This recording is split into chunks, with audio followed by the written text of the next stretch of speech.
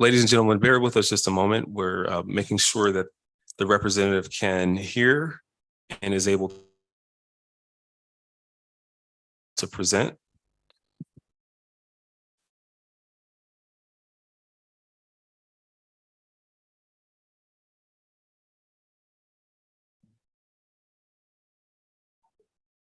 Good evening. Good evening, Ms. Scudder. Can you hear us? Yes, I can. I can hear. Excellent. And Mr. Tom Matea is also joining me this evening, but I was able to get into the meeting to where I can speak and have video because I saw like a pop-up box that said I could join as a panelist. How does he join it? Oh, there, I think there he is. Okay. I think Tom, can you hear us? Yes. Oh, great. So I think we have both of you on, and I would. Can you hear me okay? Yes, we can. Yes, we can. Very good. I would also just like to say we're glad to have you here this evening. I would just ask that you, if you could limit the presentation to 10 minutes or less. Is that going to be feasible for you tonight? Sure thing. We can do that. Thank you. Please proceed. Okay, I'm sorry. Okay, so and Tracy, you can help me. You can jump in anytime if I leave something out. I'll go quickly. We do appreciate the opportunity to be before the town again, and we look forward to the future meetings we will have with you as we proceed through the entitlements process. And once we get our project actually under construction, we have a lot of work to do together, and we truly appreciate your support, and we look forward to continue working with you. National View, we've gone through some approvals already. The zoning's in place, the water and sewer category has been put in place. The current approval level we are currently focused on is what's called the preliminary plan of subdivision. That will be on planning board July 27th. The preliminary plan of subdivision is a very important level of approval because it's the actual how we will be subdividing the land into multiple lots, new lots for the 6 new buildings and for open space lots and for amenities. It tests a number of support items. The preliminary plan has an adequacy test to make sure that the roads are adequate to handle on-site. They like our on-site design, and then also the off-site roads. We'll be making some commitments to building a new connection at the entrance, a roundabout on the state highway area. We'll be making some other off-site turn lane improvements as a commitment. That's part of the adequacy test for traffic. It also tests the adequacy for schools, and we'll be lining up some fees we'll pay for schools to make sure we have enough seats for the kids that will be generated by this new development. In addition, there are 2 other parts of that adequacy test. One's called a traffic impact statement, and that's again the on-site and off-site test for traffic. And we also show our traffic patterns on and off-site to the fire marshal. And then there's a bicycle and pedestrian impact statement, and that's so that we can improve the trail connections. And we will be introducing at least 2 new bike share stations, one probably on-site and one close by, either in the town or possibly at one of the local parks or a park and ride area, and then some bike trail connections so that we have bicycles and pedestrians. We improve the way bicycles and pedestrians can move in and around to and from our site. So those tests are all part of the preliminary plan.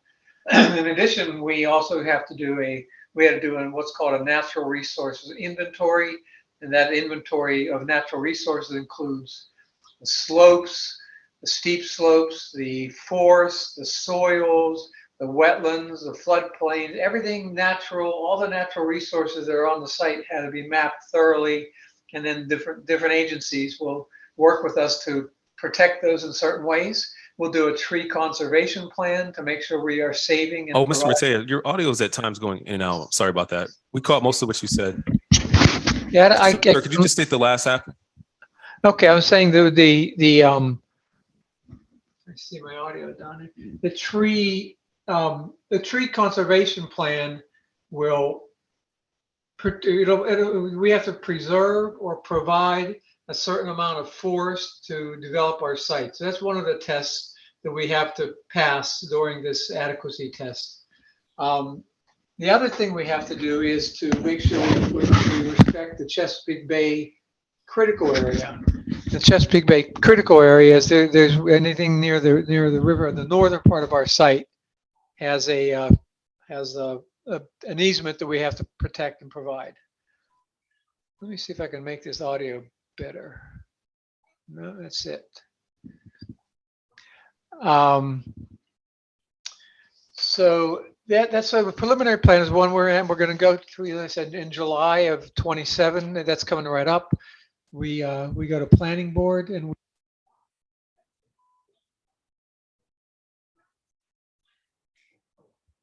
Mr. Matea, we're having difficulty hearing you. So I might ask if you don't mind, you're giving some, I think, good information that the council would like to hear. I think he was just about to say. Would it be possible for you to send some of the comments in an email to the council? Can you hear this better?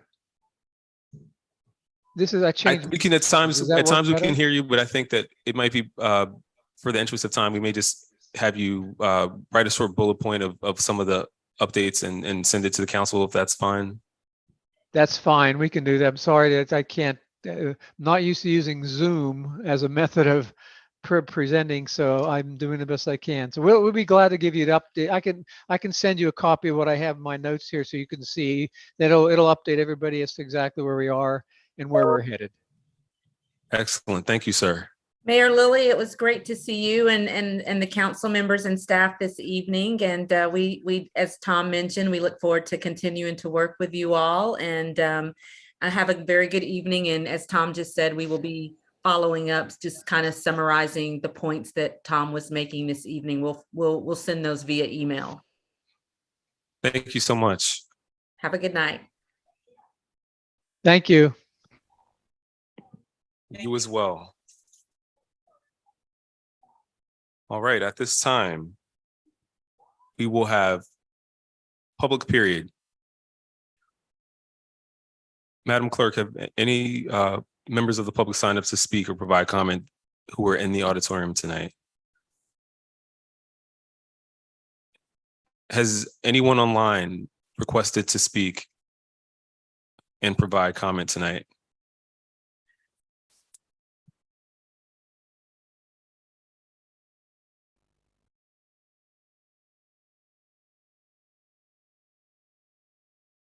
Okay, give me just one moment. I know sometimes there's a delay.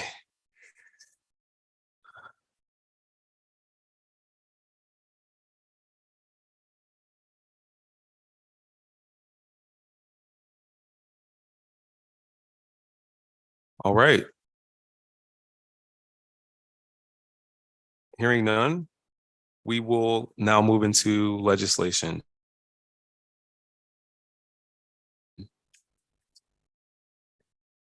And the first piece of legislation tonight is Resolution 59-23.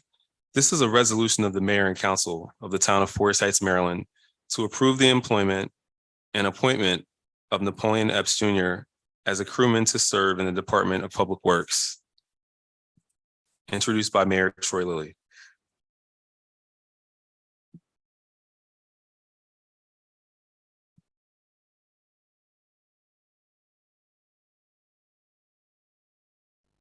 Mr. Dual, Mr. Belnavis, is this, or Mr. Jones, is this a resolution that we can consider and read later? Do we need to vote on this tonight? Or are you requesting that we vote on this tonight? This was presented in the July 3rd meeting for voting tonight. Thank you, sir. I move that we adopt Resolution 59-23. Second. It has been moved and seconded that we adopt Resolution 59-23. Is there a discussion?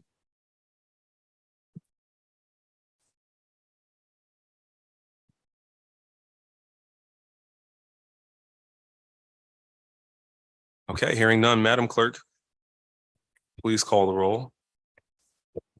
Yes, sir. Councilmember Noble, Yes. Councilmember Hines,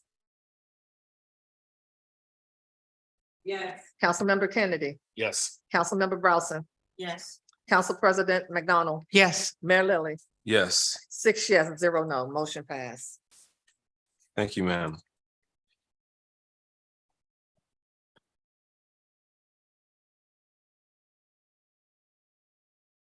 Next, we have Resolution 60-23. This is a resolution to approve an addendum to the Fugitive Task Force Memorandum of Understanding, MOU, between the U.S. Marshal Service, USMS, and the town for its police department regarding body-worn camera use by task force officers, TFOs, introduced by Councilmember Paula Noble.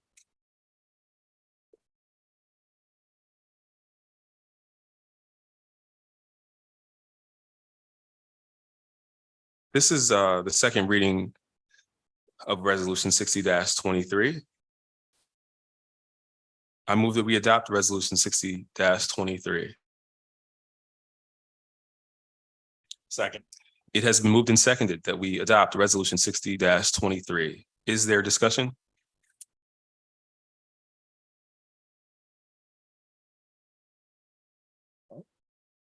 Okay, hearing none. Madam Clerk, please call the roll. Yes, sir. Councilmember Noble, Yes. Councilmember Hines, Yeah. Councilmember Kennedy, Yes. Councilmember Browson, Yes. Council President McDonald, Yes. Mayor Lily, Yes, 6 yes, 0 no, motion passed. thank you. All right. Next, we have Resolution 61-23. This is a resolution to approve a proposal and contract with True Seal Companies LLC, True Seal Asphalt Maintenance, True Seal, for the Arapahoe Drive Street Repair and Stormwater Project, introduced by Mayor Troy Lilly.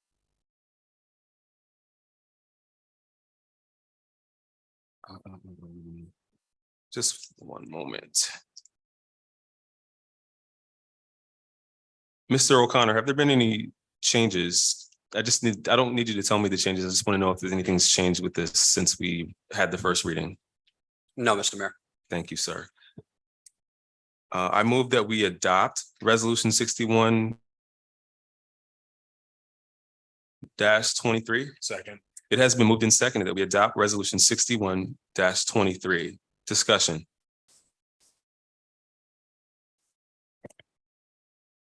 Council President McDonald. I just have one question to ensure that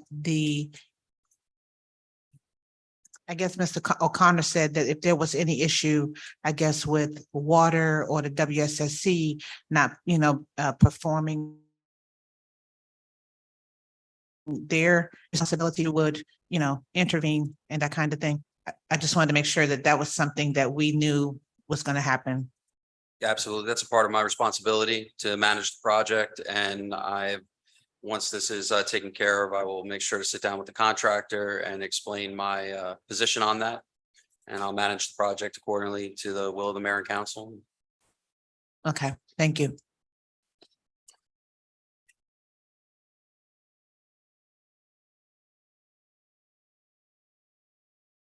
Well, I have a question related to that, just because I'm trying to anticipate potential issues. What happens if there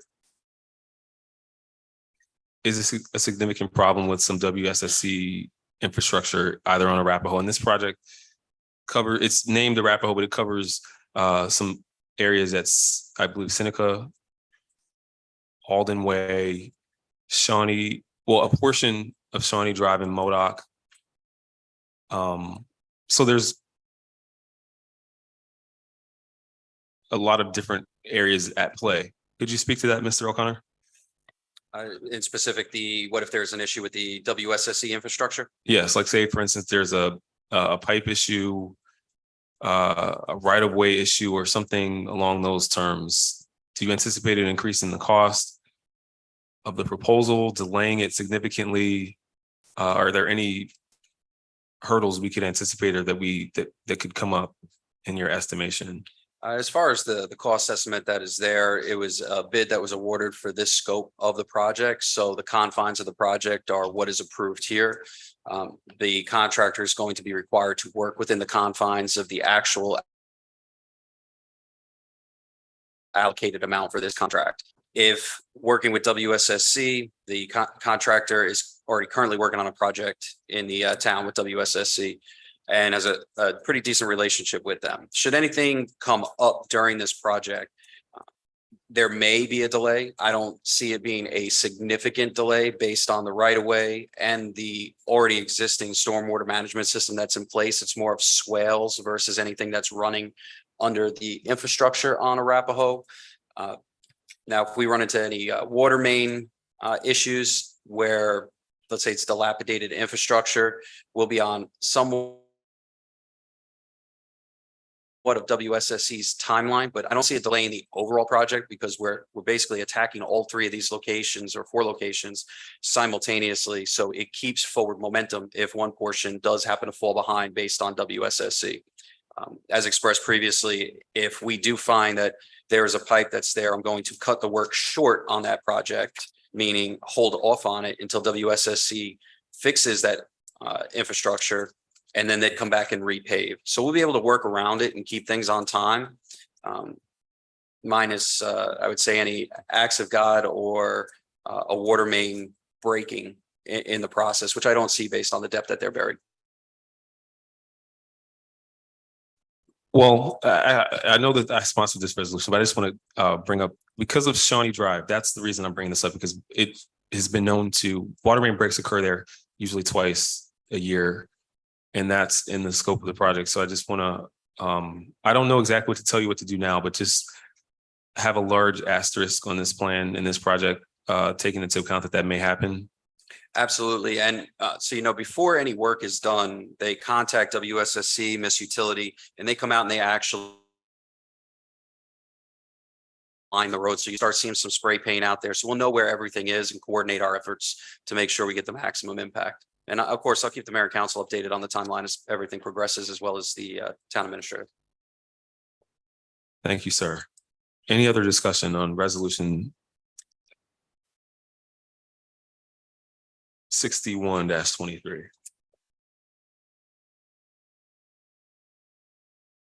Okay, hearing none. Oh, Council President I'm McDonald. sorry, Mr. O'Connor, when does the first phase start?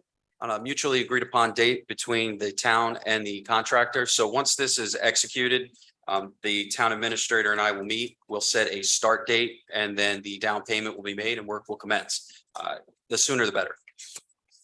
And that's going to be phase 1. Phase 1, and phase 1 is, to be very clear here, the contractor is going to be working on multiple phases all at the same time. So it's not phase 1 starts, ends, phase 2. The reason for that is we're saving a significant amount of money for the mobilizations that it costs. So we're trying to maximize the effectiveness of our contractor. Can I speak again?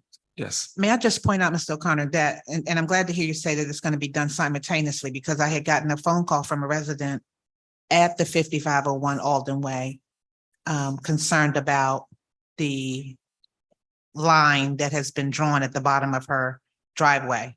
So, yeah, I'm glad to hear that. Thanks. Thank you, Council President McDonald. Is there any other discussion? Okay, hearing none, Madam Clerk, please call the roll. Yes, sir. Councilmember Noble, Yes. Councilmember Hines. Yes. Councilmember Kennedy, Yes. Councilmember Browson. Yes. Council President McDonald, Yes. Mayor Lily. Yes. Motion passed, 6 yes, 0 no. Thank you, ma'am. Next, we have Resolution 63-23. And this is a resolution to approve an estimate/agreement with Calvert Contracting LLC for the emergency repair of a sinkhole located in the front of the residence at 4 Seneca Drive, Forest Heights, Maryland, 20745, introduced by Mayor Lilly.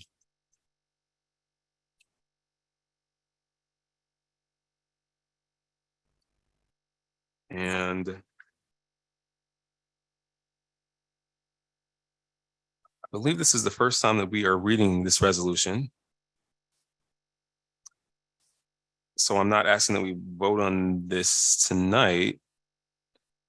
Is there any discussion?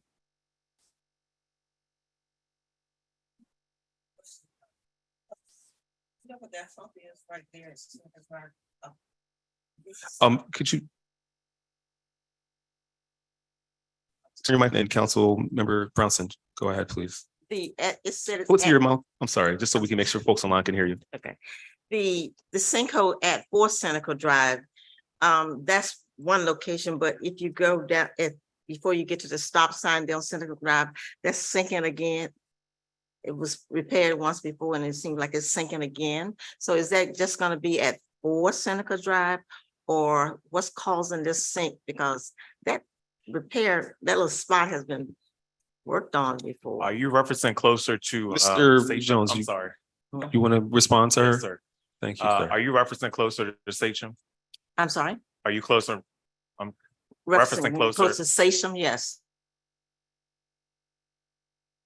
Mhm. Okay, I'm gonna turn it over to Mr. O'Connor because I think that whole stretch is included in this Okay. resolution. Mr. O'Connor, Yes, the dressing here is just for reference. Where you see the sinkhole, there's actually what's going on is the stormwater management system in that area is failing.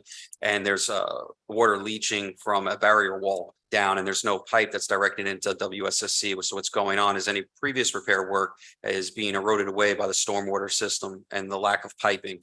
So this project should fix that. And then as you move closer to Sachem, there is going to be some work that's going to be done in that area, which also coincides with the Arapahoe project. So that entire area should be fixed with this. Thank you. Councilmember Kennedy. So I guess this is a question directed toward you also. It's saying we're gonna remove and haul off the brick retaining wall. Is that the one literally when you come around the corner? It is, yes, it's when you make the turn, I guess if you're coming on Seneca from Sachem, it's on your left-hand side. So it'd be the retaining wall that's pushing right there. And there'll be some grading down. That retaining wall is actually a problem with the stormwater management, the way it's holding the water. So it's causing a lot of the issues. Okay, that's why I was curious because I see where it says we're gonna remove it, but it didn't mention anything about replacing it. Yeah, it would not be replaced because it is affecting the stormwater management.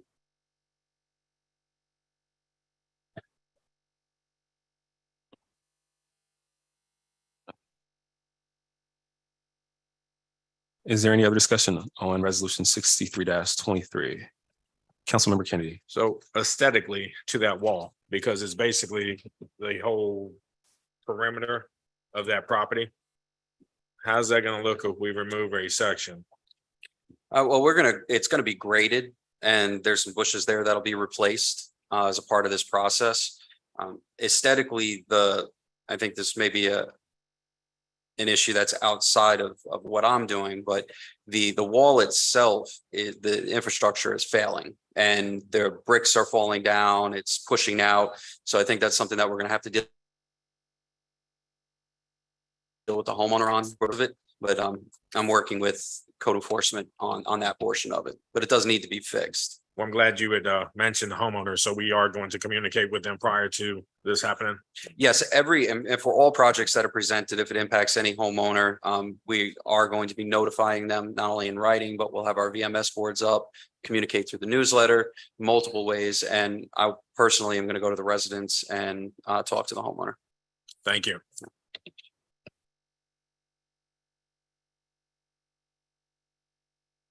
Mr. O'Connor, are there any pictures? The pictures in some of the past resolutions have been very illustrative for the council and myself to understand exactly what's going to happen where.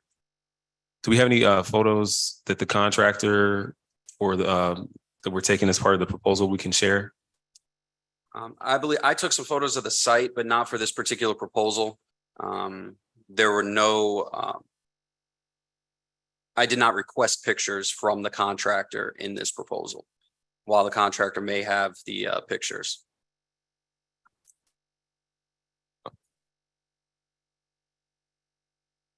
Thank you, sir. Councilmember Brownson. Well, can we get some pictures of what it's gonna look, what it looks like now and what it's gonna look like when the wall comes down? Because that's a hilly area, so something's gonna have to be there. I couldn't give you any pictures or renderings of what it's going to look like in the future. So this project is exigent in nature due to the sinkhole that's forming there and the amount of rain that we've had. And also trying to keep it in a reasonable price frame. If I were to ask for renderings of what it would look like, that would be labor and effort that would have to be put into the entire project, and obviously would raise the cost.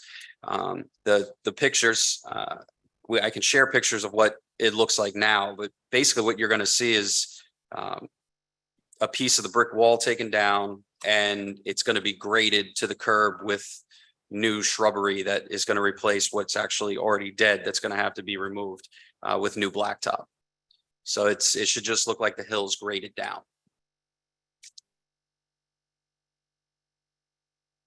Councilmember Brunson, you have an additional question?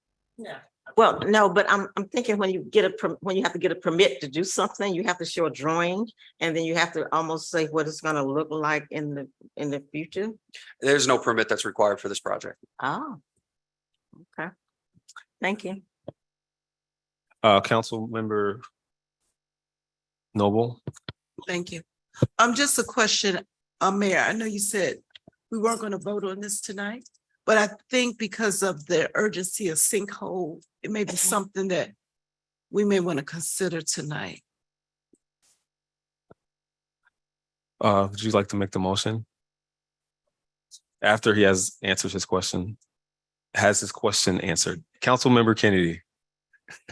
Okay, this area has been an area of interest in the past, to the point where the sidewalk, I believe, had to get the issues underneath the sidewalk had to be addressed, and it's still sinking. So this would be the potential concern that I have is once they start this work, that it's a lot more damage underneath. So do we have a contingency plan? So the contractor did a thorough look at it, and they gave the best estimate that they could for what is there. Again, this contractor was told to work within the scope of the funds and the proposal that they have, and what is ever approved by the mayor and council is the budget for what they will be working for. As we're not dealing with any other outside entities that may come in like WSSC to change the scope. This is the scope of work. This is the pricing that is approved by the mayor and council, and that's what they'll be working through. So did they look basically based on what they can see from the surface, or did they actually send the camera or look down underneath? It's big enough where they were able to actually lay on the road and get in the hole and look and actually, it's continually getting bigger. Thank you. Council President McDonald. So are we saying again then that this work is unique, that the service is only able to get done through this source? Is that what we're saying again? Well, the work is exigent. However, we were able to get 3 proposals. This was the most cost effective and the most responsible bidder.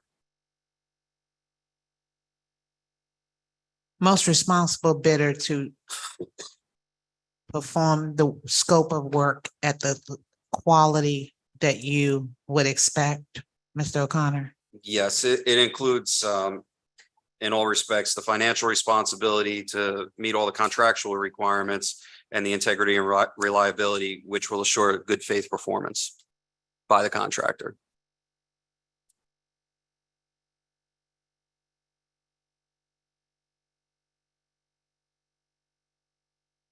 You have any follow-up questions, Council President McDonald? No, thank you. Councilmember Kennedy? This initial estimate, are they still gonna honor the price even though the expiration date was the 7th? Yes, in multiple conversations with them, I explained the legislative process to them. They are going to honor the proposal that's before the mayor and council. Thank you.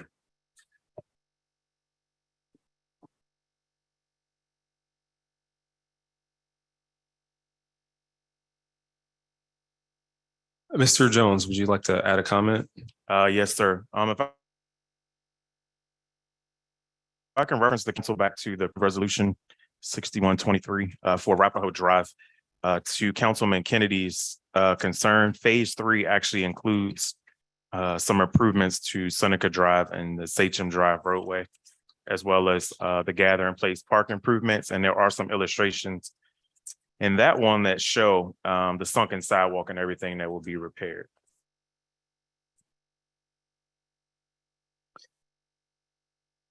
Thank you, Mr. Jones. And as we're looking at this photograph, the house that's in question is the one to the right that faces the inside of that traffic circle, correct? That's where the brick wall is, and there's some vegetation or some the residence landscaping is on the front side of that. Is that correct? Yes, so number 4, there are 2 different properties. So the one in this illustration where the sidewalk is drawn across that the messed up piece of roadway, that should be to Seneca. And the one with the retaining wall is for Seneca. But Councilman Kennedy brought up the sunken sidewalk and everything that was right there in that area, and that is being repaired under the Arapahoe Drive contract.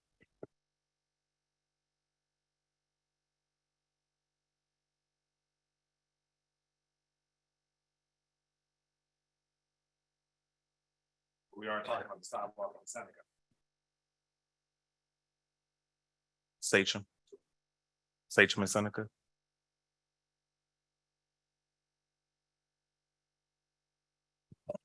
Yeah, the sidewalks on Seneca. Yeah, it's on Seneca. Okay, thank you. Any other questions or discussion?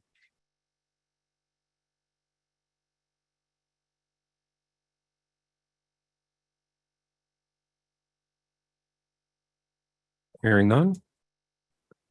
Councilmember Noble, Yes, I'd like to make a motion that we vote on resolution 6323 tonight. I'll second it. it has been moved and seconded that we adopt resolution 6323. Did I say that correctly? Madam Clerk, please call the roll. Yes. Councilmember Hines. Yes. Councilmember Kennedy, Yes. Councilmember Browson.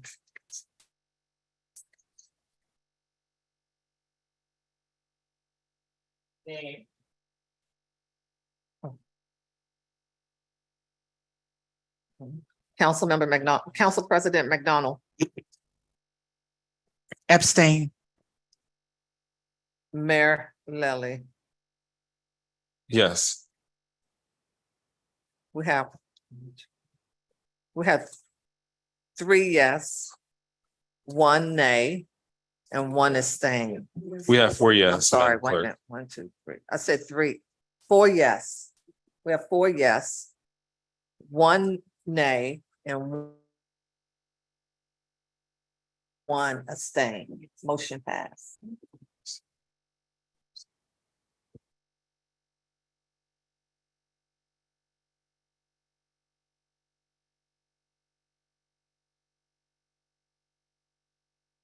Thank you, Madam Clerk. Next, we will have resolution 64-23. This is a resolution to approve a proposal and construction contract with Calvert Contracting LLC for the Forest Heights Community Garden Fence Replacement Project, introduced by Mayor Troy Lilly.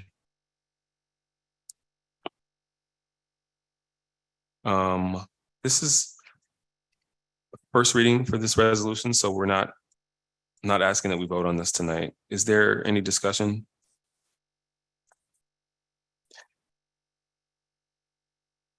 And actually, let me do this. Mr. O'Connor, or whoever's closest involved with this project, if you could just give a brief, very like a 1 minute or less overview of how this project ties into the other work that's being done in Yes, this area.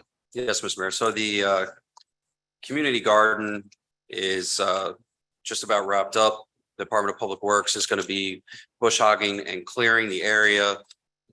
With that being said, it's going to look clean and pristine, and the current fence that is there is dilapidated, falling apart, and it has concertina wire running along the top that is broken. Basically, the idea behind this is to replace the fence with a non-scalable fence, or a fence that makes it harder to scale it so people can't jump over and steal the vegetables, but also at the same time, something that reflects the beautification of the neighborhood versus the what's currently there. And if you take a look at it, it is an eyesore. It would also remove the vehicle gate and create a pedestrian gate that goes in and out from the location versus the actual vehicle gate. So the pedestrian gate would be the main point of access. That is the synopsis on the fencing for that area. It's a beautification, security measure, and a liability coverage as well to fix the fence. Council Member Hines. Thank you, Mr. O'Connor.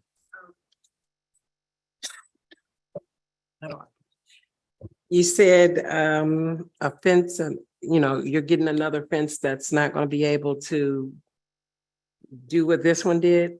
Do you have any idea what kind of fence, what it looks like?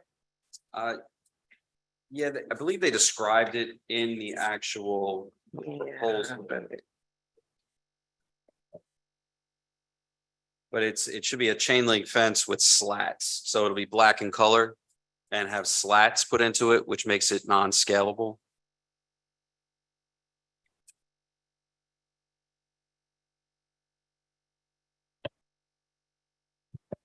Thank you.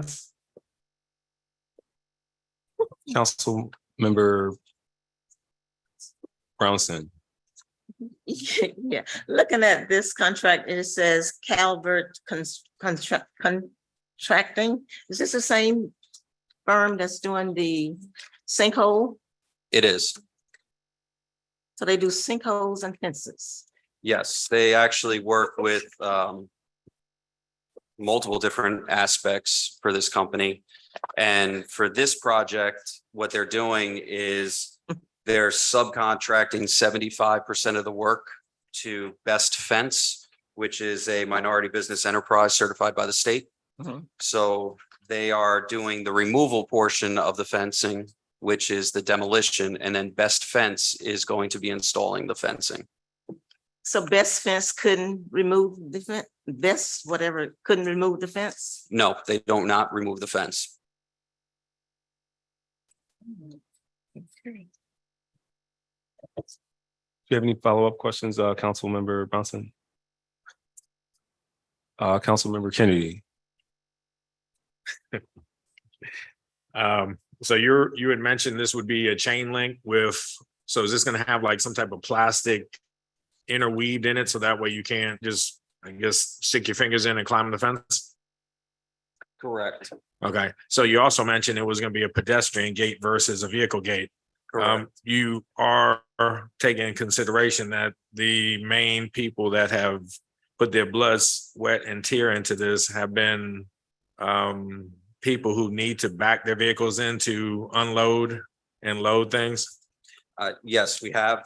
And the issue with the larger gate is in the long term, it becomes a large maintenance issue with it opening and closing. So the easier route maintenance wise is to have a large pedestrian gate. Now, the way it's designed there, they'd still be able to pull the vehicle up to the front and either use a wheelbarrow to load things in and out. So is that option. However, if you want to have a larger swing gate, which can have a vehicle pull in, that's easily adjustable within the scope. So if you're saying swing gates, so instead of 2 gates, it'd just be 1. Correct. I would probably ask to take that in consideration. Like I said, I know one of the main people that I'm talking about is actually here in the audience, and the looks on her face is priceless. It's not a problem. I mean, that's an easy change within this actual scope. Yeah, because we want to keep the people who do volunteer to continue volunteering instead of deterring them from, helping to beautify the town. No problem. Thank you. Councilmember Bronson. So when you decide to redesign the fence around the garden, was there a committee, or was this what you proposed this design and then sent it to the contractor? The contractor looked at it and say, this is best for this garden. How was the decision made? We had a pre-bid conference, and I asked them to keep the same footprint of the existing infrastructure of the fence and actually just replace it with a new fence. So there is no change or to the scale, size, or scope of the fence. It's literally just getting rid of the broken infrastructure, the razor wire that is on the top, and replacing it with new infrastructure. The only other change was the gate. That was it. So that's an easy fix. I was just wondering, the people that use whatever it is, or whatever design, or whatever street repair we're doing, if they could have some input into the decisions that are made as far as, digging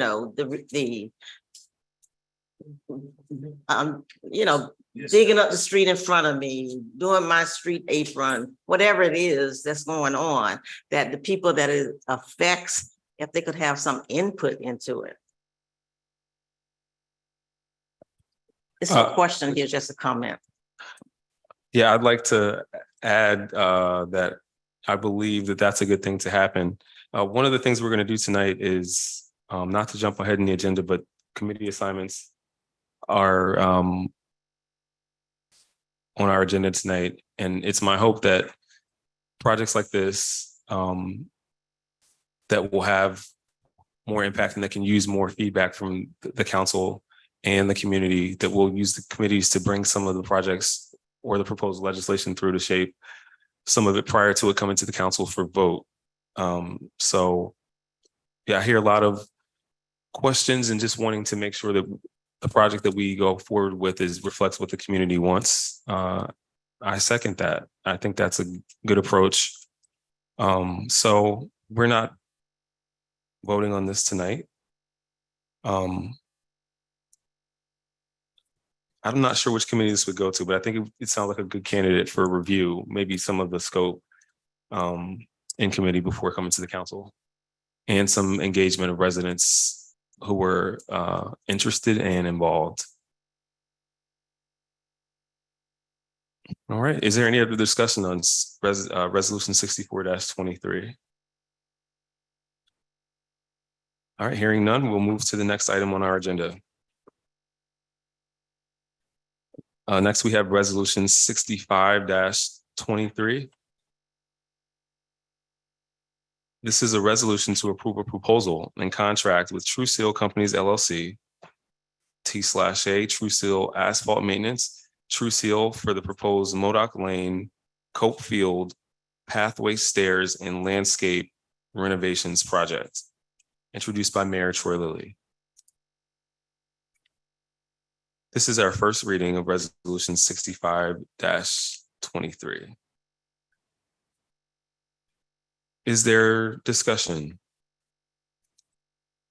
And again, here, I will ask for a synopsis on this project. Yes, Mr. Mayor, this project was brought forward several months ago and related to MoDOT 606 Modoc when the police department vacated the premise in order to make the area usable, walkable, and create a passive use area. And after that is done, have multiple public hearings as to what the extent of the use in that area be, whether it be a dog park, an art exhibit area, any types of use that the community may bring up. But what this does is it connects MODOC to 5508, the municipal building.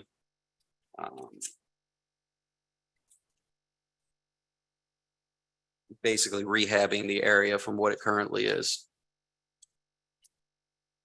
Thank you, Mr. O'Connor. Discussion. Yeah, I'm sorry. I could be Councilmember recognized. Brownson. Yeah, well, I know I'm new, I'm just getting on the council in March, but was it decided that this 606 was gonna be a park? There was no decision made on that. So that's where the next step after this comes in. What this does is it actually takes it from an eyesore vacant lot, brings it up to standard, and connects Modoc Lane to the main building. It does add some benches in there for people to sit and add some more trees to the area. But other than that, it's gonna be decided by what the mayor and council would like to see it be. Whether it just remains the way it is as a field, or it becomes a park or a dog park or a playground, or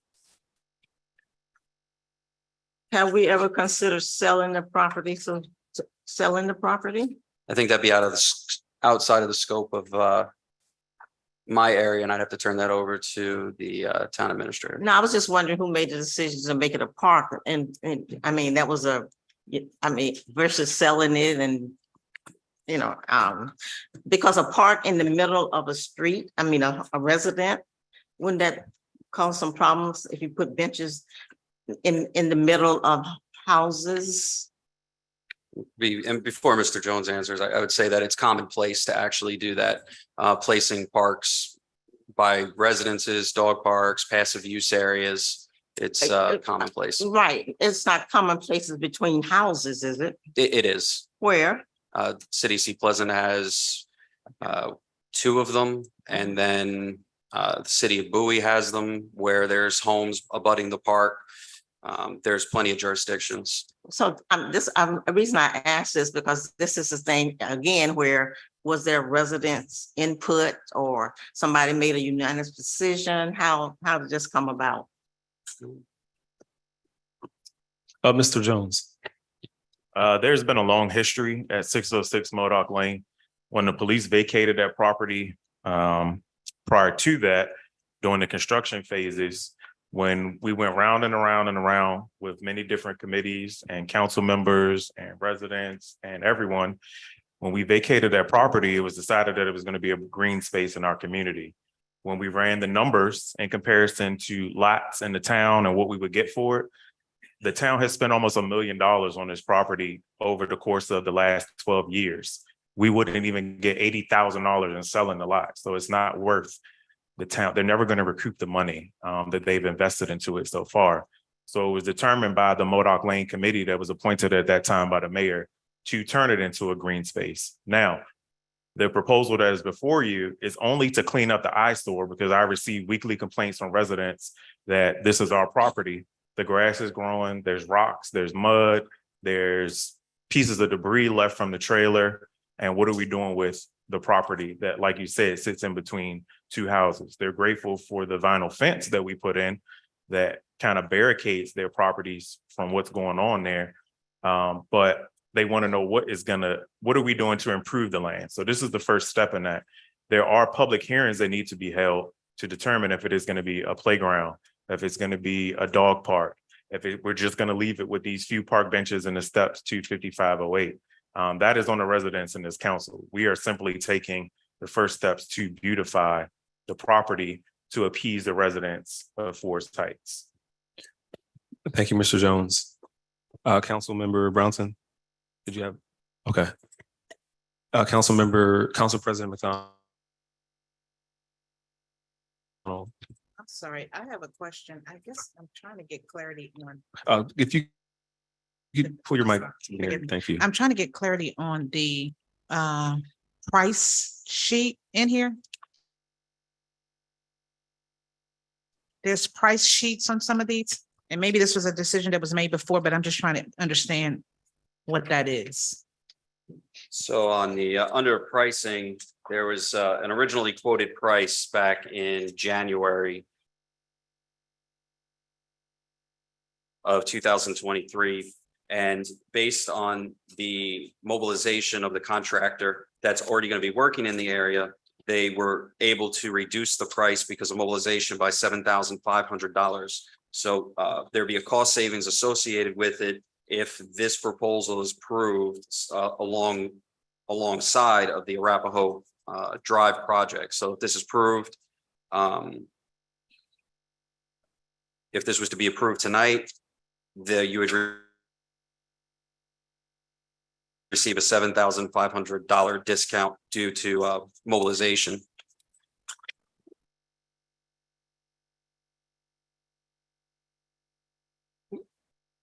Did you have a follow-up question, Council President McDonald? No. Were other vendors called in to bid on this particular project? Yes, this was publicly bid and posted. Contractors were brought in, but due to the scope of work and the type of work that was being done, the only company that did respond was Calvert Contracting and True Seal. And True Seal actually, being the original one, was more successful in the scope and planning of the project and was able to give us a discount based on that. Is the cost of was Calvert's bid higher or lower than True Seal? It would have been higher. Even not considering the discount for Yes. mobilization? And could you give me some more information about how their bid, what else was lacking in their bid, if you can bring that to your remembrance? On this one, due to the many projects that are going on, the availability to react accordingly to tie it into the Arapahoe Drive projects. So basically, the goal was to tie it into the work that's already going on to minimize the disturbance to the residents, because we're already going to be working on MODOC and there's going to be the mobilization. But ultimately, they're just not able to, they want to take on more work and then have it delayed. Thank you, sir. Councilmember Kennedy. Where's the funding coming from? This is funded through the American Rescue Plan. Harper. What's the standard now for ADA compliant sidewalks? Is it 4 feet or 5? 36 inches.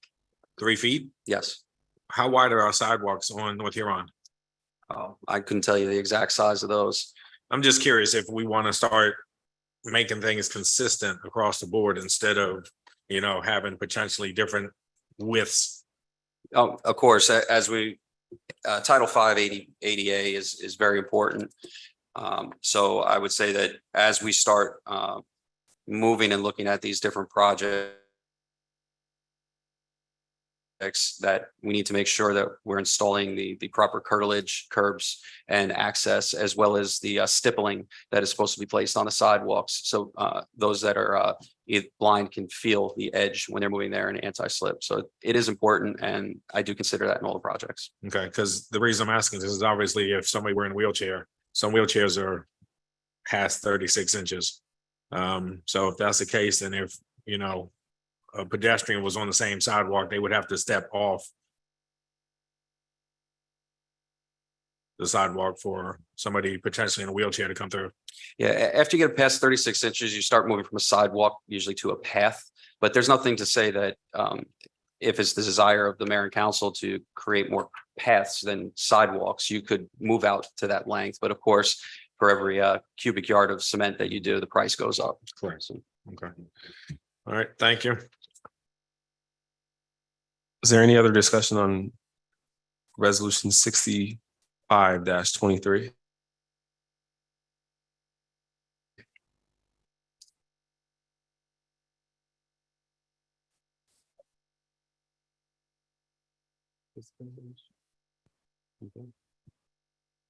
So the question I have is, would it be worth voting on tonight to save the $7,000 to $8,000? Since they're gonna already be in town to do the other work.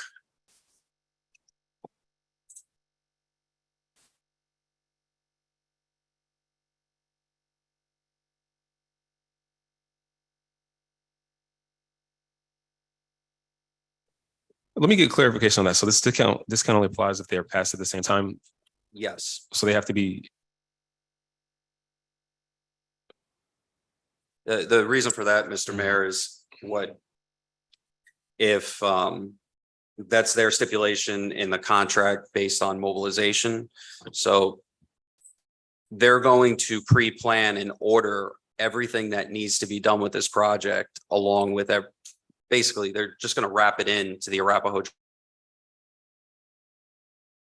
Drive project and order everything at once, which also applies another discount. They'll also have the equipment here. But if they wait to order the equipment, it may delay the project. It may cost more because now there's more shipping fees that are associated with it. Then there's a lot of other things that go into it when they factor this price in. So they said they have no problem doing the discount. This way they can plan accordingly with all the projects all together, order everything all at once and get mobilized all at once. But they don't want to get two months down into, let's say, the Arapahoe Drive side and then get a shift in the project and then go from there. So, because then they'd have to restructure what they're doing, personnel and equipment. Council Member Kennedy. So the pictures and the lines rendering are actually a nice touch. So we're gonna basically do a sidewalk from MODOC all the way to the steps which would adjoin the back of the town hall building. And it looks like they're putting some type of circular item in the middle. Now,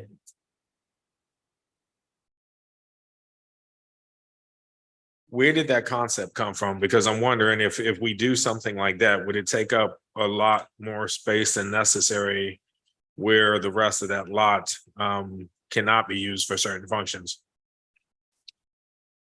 I believe this design came up.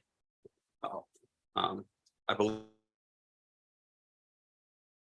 it came through that committee, through multiple conversations and input from staff as well. But it would not take up a significant amount of real estate as you're looking at it. In this area, in the future, if you decided you want to put in a 5 to 12-year-old playground or a 3 to 5-year-old playground, you have more than enough room.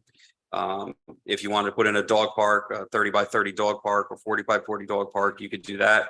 If you wanted to display local artists, you'd be able to do that as well. It would not take up that significant amount of space that it would truly impact the other area that a decision would be made upon. Okay, just put a bug in everybody's, I guess, ear.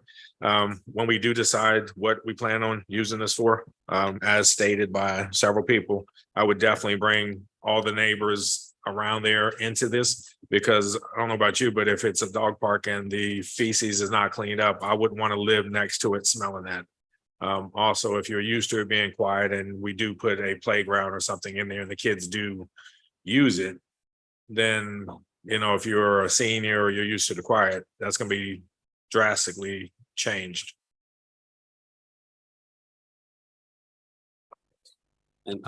And council member, the public input's important when I'm writing an RFP for the scope of work to make sure that everything's in there. So if I don't have the input, I can't write the scope the right way. Mr. Jones, you have something to add, sir? Yes, sir. One last comment. The dog park concept actually came because we watched what's currently happening on the property. We've had to install 2 dog pet waste stations. I don't know if anyone noticed. on that property because a lot of the residents use it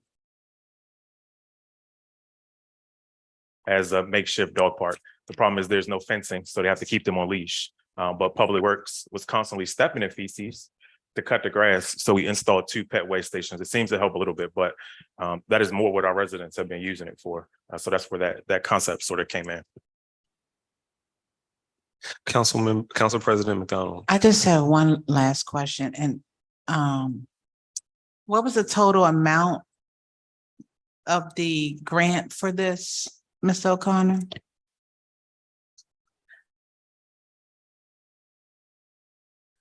For the American Rescue Plan Yes. is right off the top, I'd say it's like 2.3 million, or is it Okay. 2.7? I don't remember off the top of my head. I apologize. I'd have to pull it up. I believe it's in the neighborhood of 2.5. Yeah, yes. And how much have we spent so far, Mr. O'Connor? After these projects, we would have roughly 500,000 remaining.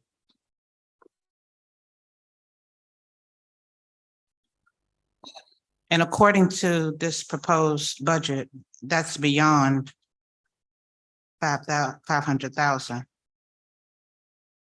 No, it's not. Oh, no, that's the 80, whatever thousand that is, minus the 7,000 for the discount, right? Yes. Okay.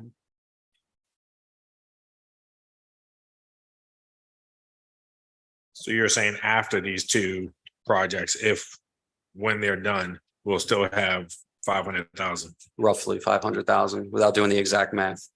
Thank you. And Mr. O'Connor, what's the expiration date for, do we have to the end of FY 24 to use the remaining funds? FY 26. FY 26. And I say FY 26 is actually December of that fiscal year. So it's not our FY, it's actually December 2000 or for FY 26.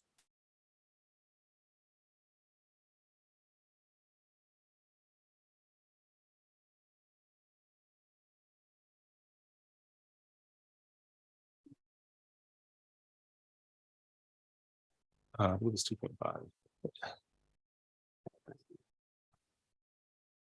And Mr. Mayor, the actual total award was for ARPA was $2,526,205.34. And 34 cents. Thank you, sir. Deadline for.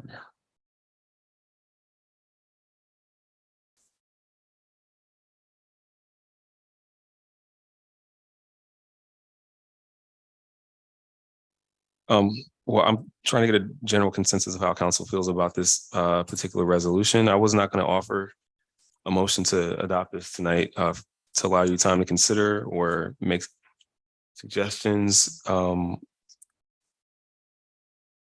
there anyone care to share an opinion on how they'd like to proceed with this resolution? Council President McDonald. Yeah, I think that for me to vote my conscience, so I've always said if my questions are answered, I'm good. It's when my questions can't get answered, then I have a problem with voting my conscience. So all of our questions have been answered pretty much as far as I'm concerned, and especially it falls within the ARP amount that we've been given to satisfy these projects. So thank you. Any other discussion?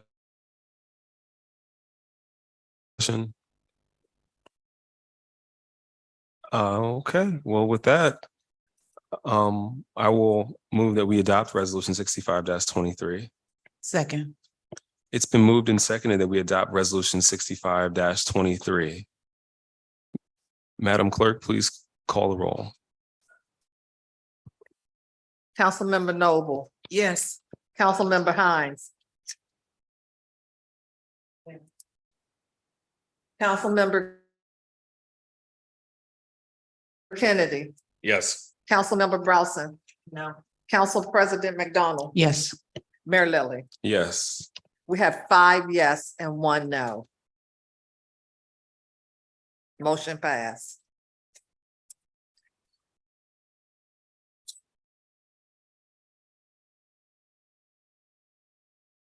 All right, our next piece of legislation will be Resolution 66-23. And this is a resolution to retain the services of and appoint an accounting firm and name a member and certified public accountant of such firm as the town treasurer. This is introduced by Mayor Troy Lilly. I move that we adopt Resolution 66-23. Second. It has been moved and seconded that we adopt Resolution 66-23. Discussion.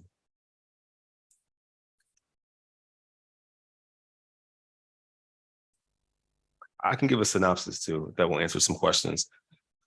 Resolution 66-23 is an agreement to name a firm as our treasurer to take advantage of both the CPA partner and the team that works with them to help the town to start off its next series of audits on time and to move through them efficiently, to prepare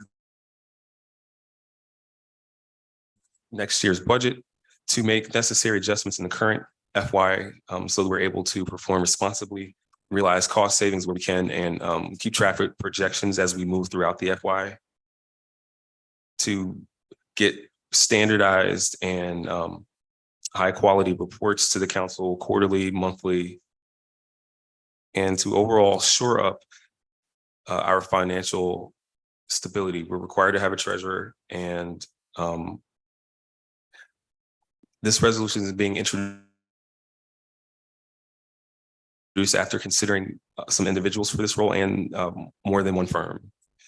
They have the specific information and knowledge base related to municipal affairs in this county, and the current and former municipalities that they work with that I spoke with, those financial and administrative officers spoke extremely highly of their services as a partner in managing their finances, being responsive, providing reports timely, and even helping to train some of their subordinate financial employees, like folks that provide account payable and accounts receivable services or bookkeeping services. And with that, I will open it up for discussion to other council.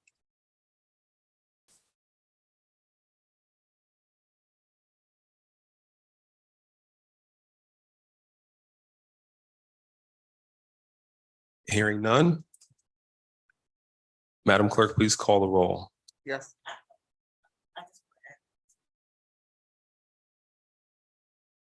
Councilmember Brownson. Yes.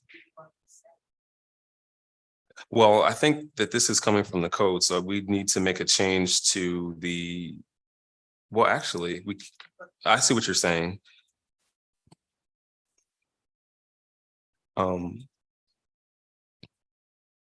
I don't know. I think that's a good question. Do you think we should raise it, Councilmember Brownson?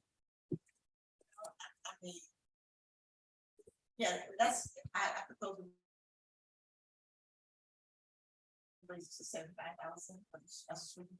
Okay, you want to make a formal motion? I make a motion that we raise the insurance bond from 50,000 to 75,000.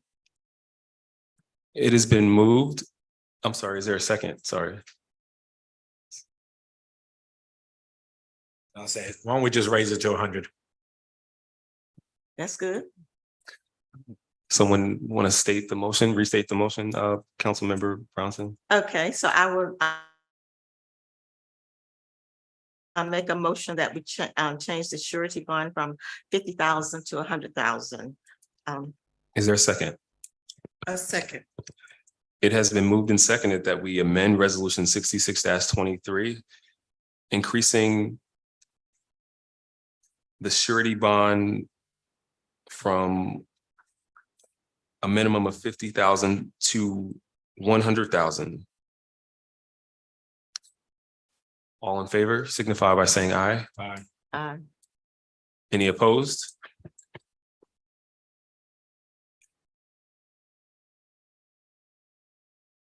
Motion passes. Okay. So we need to make that change to 100,000 for the surety bond. Is there any other discussion on resolution 66-23? Council President McDonald. I just have one question. So we changed it from 50,000 to 100,000.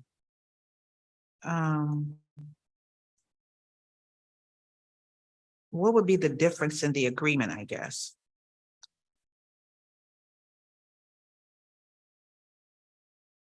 Well, I think that there's a potential that the deductible will change. Is that, Mr.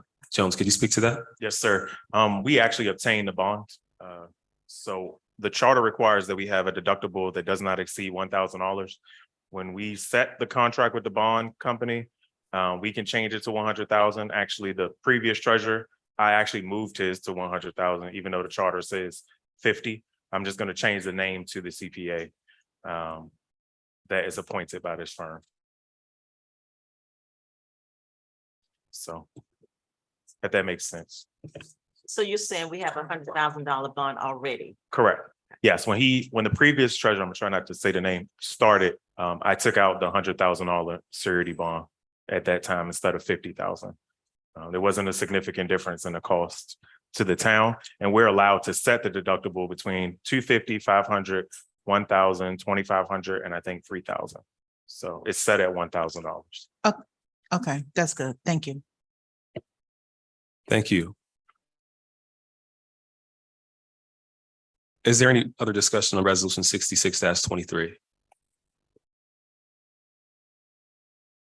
Yeah.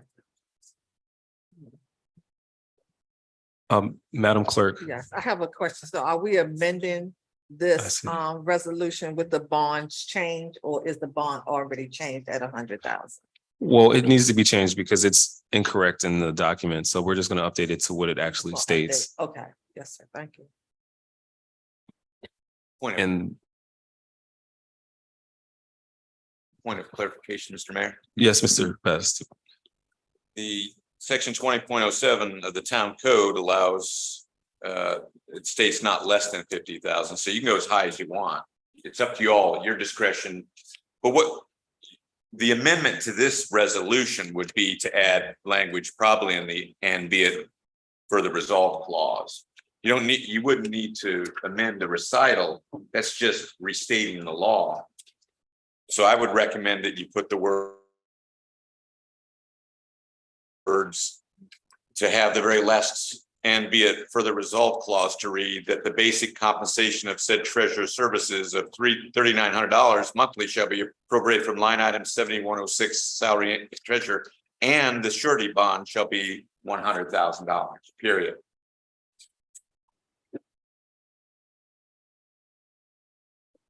That would be my recommended amendment to this resolution to fulfill what you seem to be requiring as $100,000 surety bond.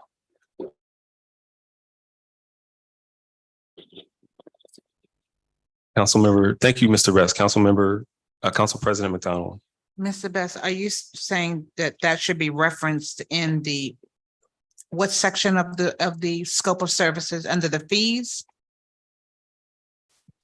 What section? I'm referring to resolution 66-23. Yes, So page 2, the last "and be it further resolved" clause that you would amend to add that language being and the surety bond shall be $100,000. okay, thank you. Oh, well, I move that we, Mr. Mayor, point of information. sure. I'm sorry. We need to update the salary line item. It's incorrect for FY24. It should read 9006-7001 salaries treasurer. 9,006, and give me the last 4 digits. again. 9006-7001 salaries treasurer. Where is this? And the last, This is on and page be it 2. further resolved, page 2 of the resolution.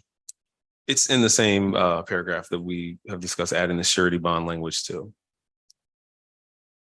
So you're saying the line item is wrong or the salary is wrong? The line item is incorrect. The line item numbers changed in FY '24. So it should read 9006-7001.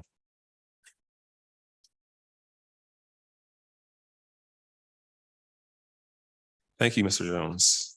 Okay, so I'm going to, are there any other points of information, clarification, or any other questions on the floor? Okay. I move that we amend resolution 66-23. Striking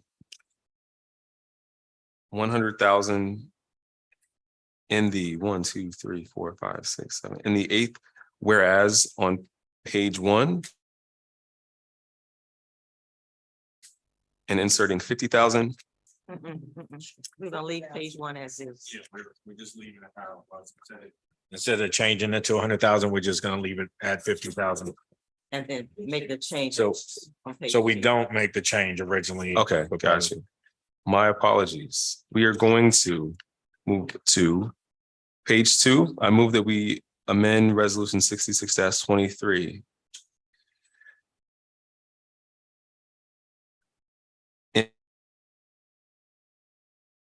In the and be it further resolved line, striking after line item 7106 salary treasurer and inserting 9006-7001 salaries treasurer and inserting the language and the surety bond shall be $100,000.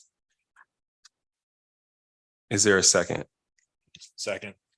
It has been moved and seconded that we amend resolution 66-23 by striking 7106 salary treasurer, inserting 9006-7001 salaries treasurer, and inserting the language and the surety bond shall be $100,000. All in favor signify by saying aye. Aye. Aye. Any opposed? Okay, motion passes.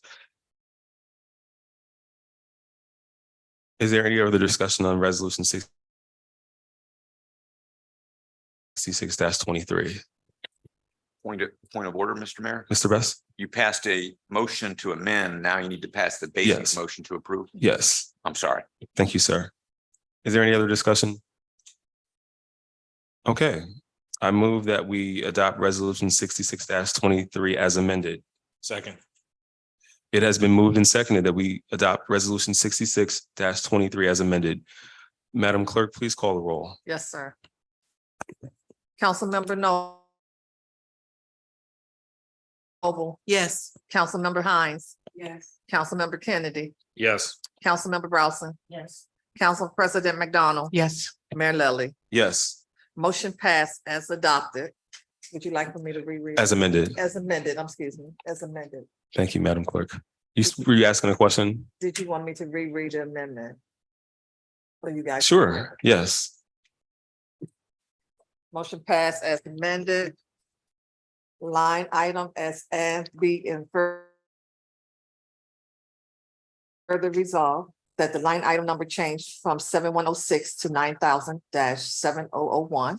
And the last sentence on the end add, and the service bond should be a $100,000. There's an additional change. The language in the FY '24 budget is different, so it would be 9006-7001. It should say salaries with an S and treasurers. Treasurer, that language needs to change slightly as well. Oh, okay.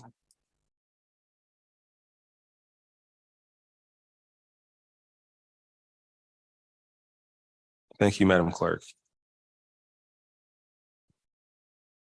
All right, next we have our final item on legislation for tonight, which is, oh, I guess that's actually not true.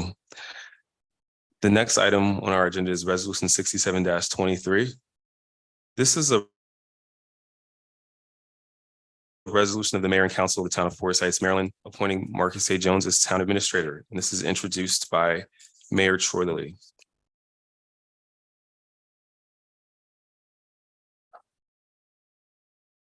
I move that we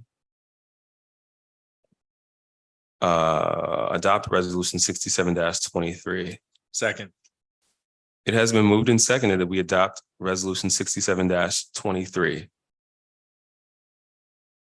Discussion.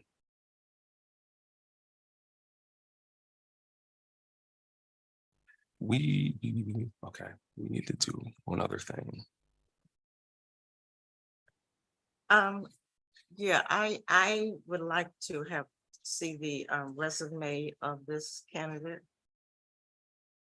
So I can see the qualifications. And see if the qualifications fall within the charter.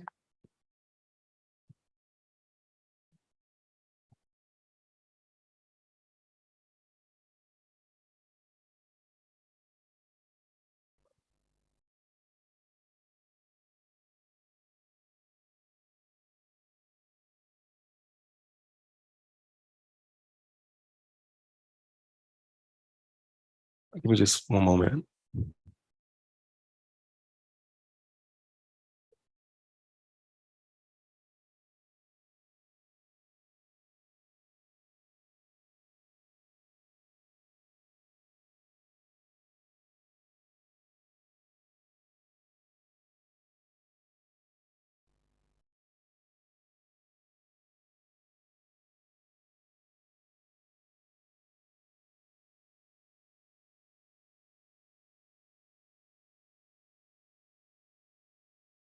You do it right now? Yes.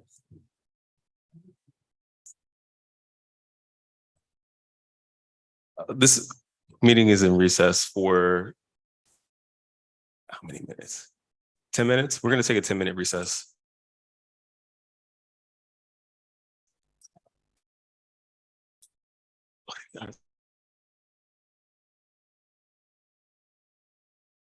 Move that we can table 5 minutes. this. We can table this for a few minutes. Okay, 5 minutes.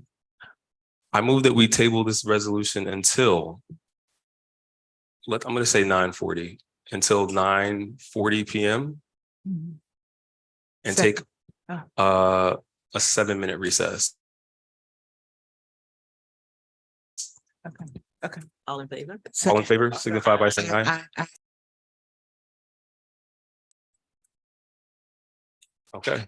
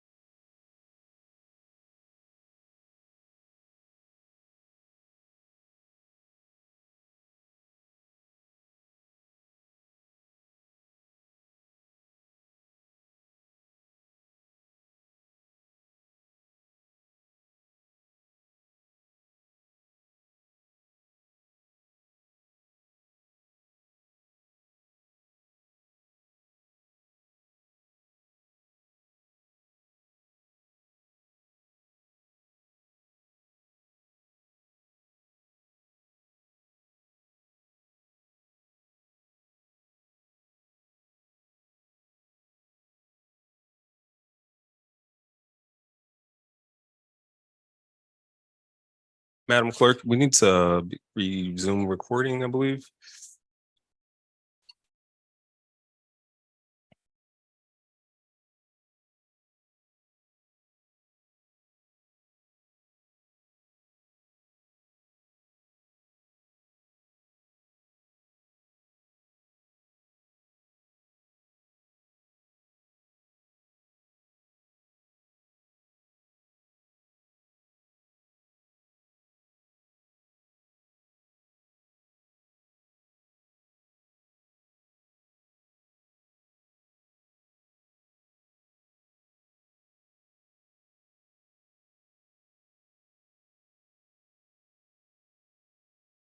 The time is now 9:41 and this meeting will come to order. All right. We have on the table Resolution 67-23, which is a resolution of the mayor and council of the town of Forest Heights, Maryland, appointing Marcus A. Jones as town administrator. Before our recess, we were in discussion and Councilmember Brownson has been provided a copy of the resume. Is there any discussion, any further discussion? In order to vote on this, we do have to take another procedural measure, but I want to see if there's any questions or comments before I make that motion. Okay. Being as there's an educational requirement, I move that the council waive the requirement of a baccalaureate degree in order to fill the town administrator role, appointing Mr. Marcus A. Jones. Is there a second? Second. It has been moved and seconded that we waive the educational requirement for town administrator for Mr. Marcus A. Jones. Madam Clerk? Can you Yes, call the sir. roll, please? Yes, sir. Councilmember Noble, Yes. Councilmember Hines, Yes. Councilmember Kennedy, Yes. Councilmember Browson, No. Council President McDonald, Yes. Mayor Lilly, Yes. motion passed. Motion does not pass. We need a unanimous vote. Yeah, pardon me? We need a unanimous vote of the council.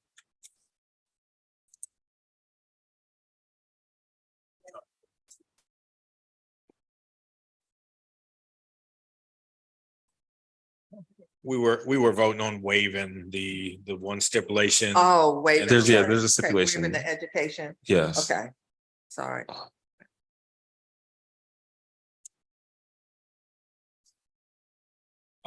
Okay, well, with that in mind, I move that we table resolution 67-23 until our next regularly scheduled meeting on August 7th.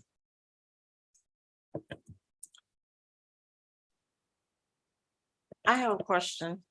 Can you table something after you voted on? We didn't vote on the resolution. We voted on the procedural motion, No, Councilmember earlier Johnson. when you introduced the motion. I'm sorry? Didn't you introduce the motion when you, and then asked for a second, and then we had discussion? We had discussion. No one provided any comments, and then we did a procedural vote on No, I waiving. provided comments when we had the discussion. That's when I asked to see the resume. Okay, prior to the recess, you're correct. You did ask to see the resume. So what's your question? Can you table a vote once it's been introduced? I think that it has to be introduced in order to table, if I'm not mistaken. Councilmember Brownson.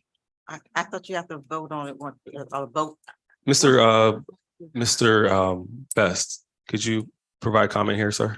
Yes, the question is, once a resolution is entertained and voted on, can you go and table the basic resolution? The answer is yes, under Robert's rules, if that's the will of the body.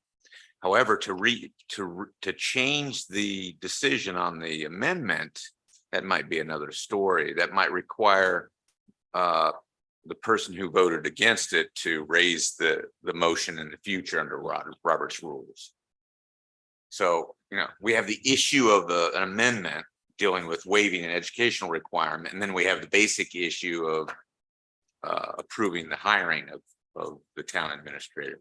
That can be tabled.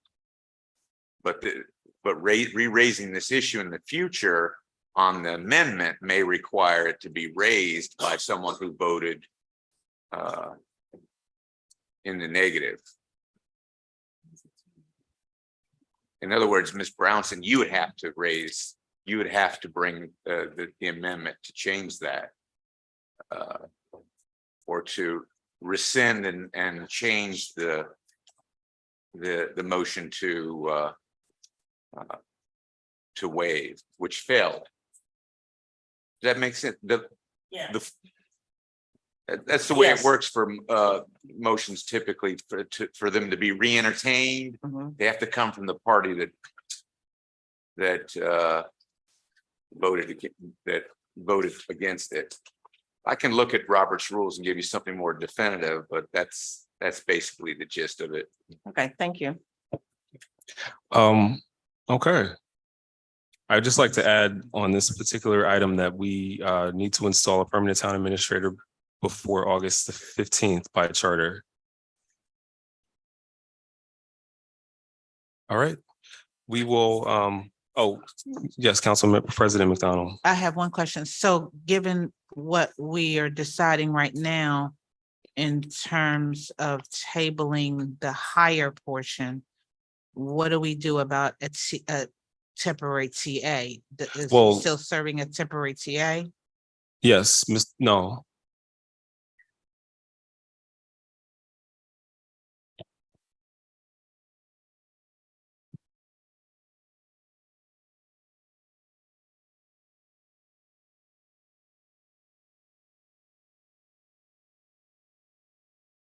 Mr. Mayor, if I could, if I may, my understanding is the town administrator is just 2 or 3 credits shy.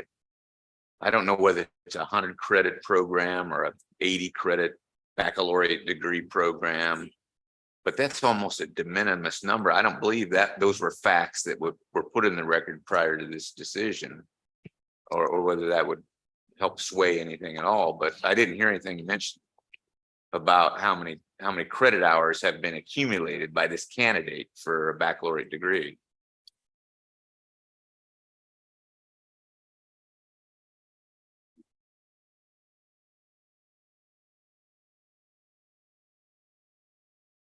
Well.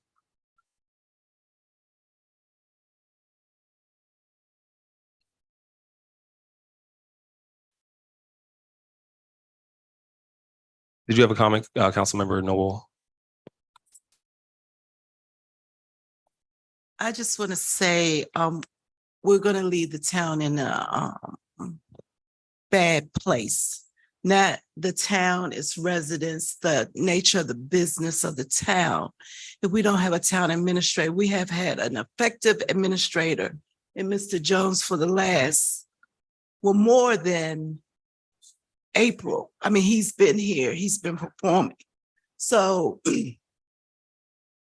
I know it's I don't want to say minor because it's the charter, but we have to consider the purpose of the town and our duty to the town.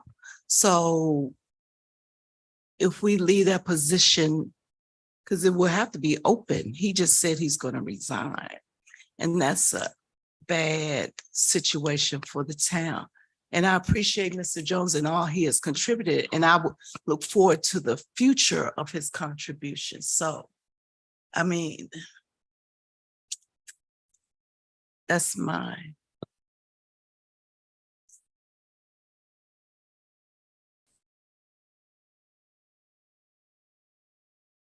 Okay, well, I guess we're moving on to the next item. Well, also, Any more yeah, discussion just one last to thing. add? Also, remember, it is a 1-year probationary period. So in my opinion, he's already proven himself. But I don't know if you want to take that in consideration, if he's 2 or 3 classes shy, I don't know. I mean, he has so much on his plate dealing with Forest Heights now. I don't even know how he would be able to even take another class to finish his bachelor's, so. But I appreciate everything you are doing also.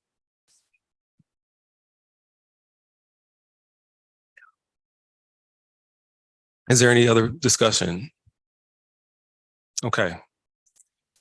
The next item on the agenda is the Town of Forest Heights, Maryland annexation plan. Give me just one moment.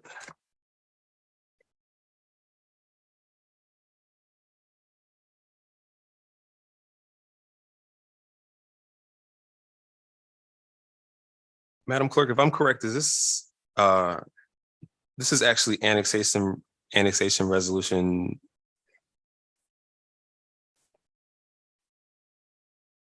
I see it, but I'm looking for an annexation resolution.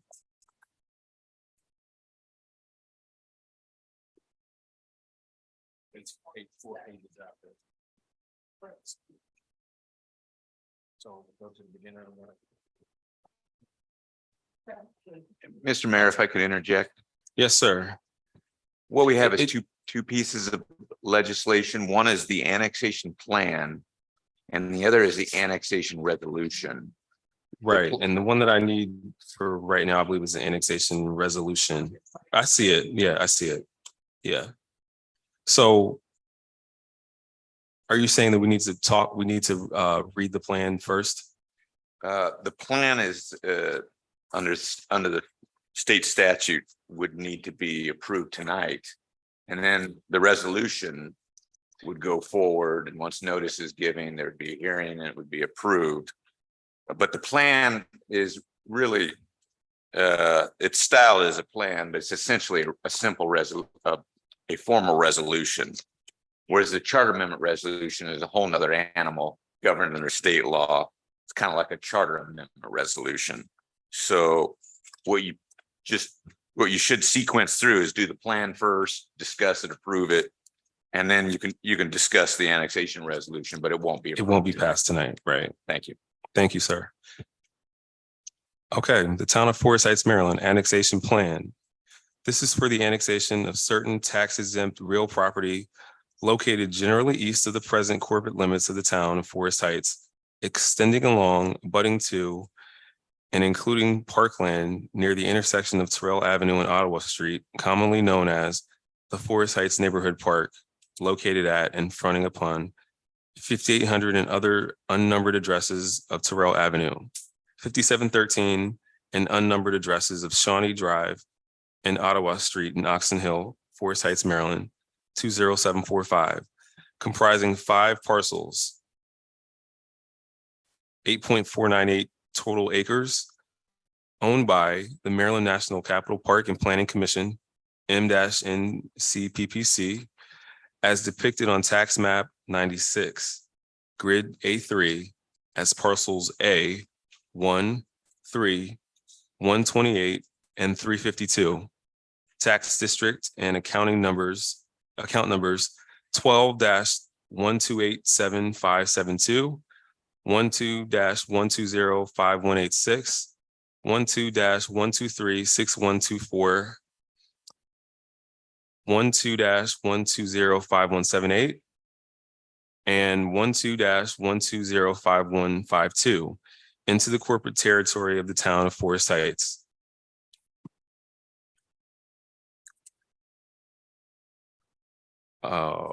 So I move that we adopt annexation plan, the 12th extension. Second. It has been moved and seconded that we adopt the Town of Forest Heights, Maryland annexation plan, 12th extension.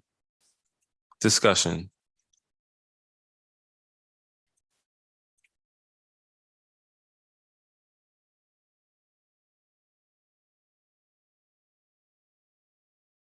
So my question, I'm sorry, I need to be recognized. Councilmember Bronson. Yes, this annexation is to do that that park that's on the other side and the the area that goes over to Shawnee. And the park is owned by Maryland Park and Planning, so we are gonna want to take that into our corporate limits so we can maintain it and Yes.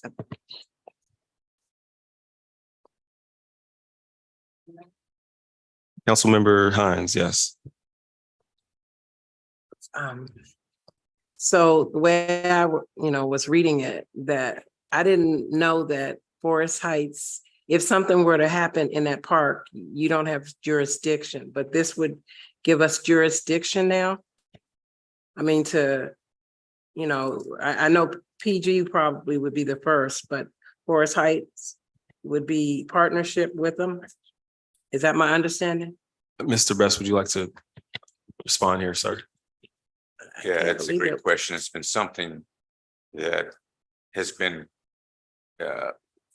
instigated for many years now. And approximately 7 years ago, I met with deputy counsel to Maryland National Capital Park and Planning Commission, because I was requesting that we enter into a mutual aid agreement with the park police of the Maryland National Capital Park and Planning Commission, who has authority over that Forest Heights neighborhood park. And they said no, they did not wish to enter in it. It was about the time we were doing the annexations of Area 6 and 7, and they were contesting that. There were litigation matters. They didn't want to be friendly with the town, and they didn't want the town's police department to have greater authority to go into that park, even though that park is used for Forest Heights Day and it's frequented pretty heavily by town residents. It just made no sense, but it was kind of an acrimonious thing that they were just pushing their weight and filling their oats with this litigation matter that was pending. So what under Maryland law, a municipal police officer can take action that's an emergency outside the corporate limits and can assist another jurisdiction's police department outside the corporate limits. But a mutual aid agreement typically allows the municipal police department to do much more than what the minimum that the statute allows. So yes, this will give leverage for the town to be the secondary police department, because it's in the corporate limits of the town. And it'll probably push the Park and Planning Commission over to the point where they want to enter into a mutual aid agreement. Does that answer your question, Councilmember Hines? Sorry, I took so much. No, time on thank you, that. sir. Thank you, Attorney Best. Sure. Any other discussion on annexation plan, the 12th extension?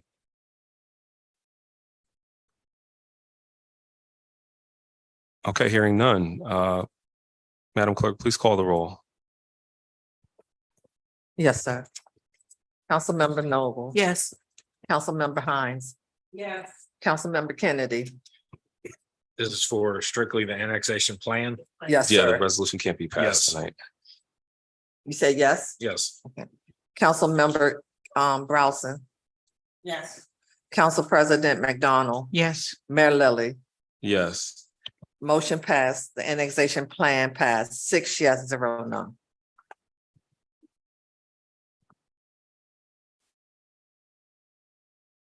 Thank you, ma'am.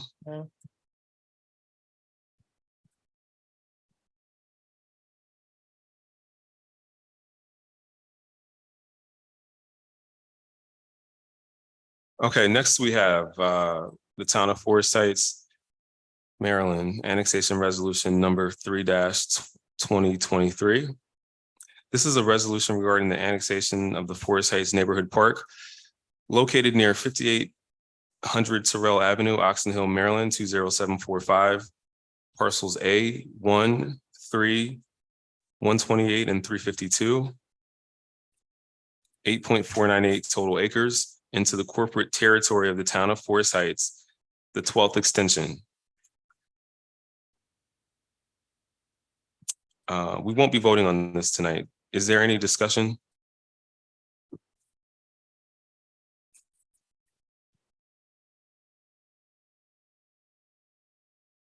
Okay, hearing none. That concludes our legislation for this evening. Excuse me. Can we get a hearing date for this? Okay. Next resolution, please. Sure can. We need to do this within, is this within 40? Let me see. Give me one moment.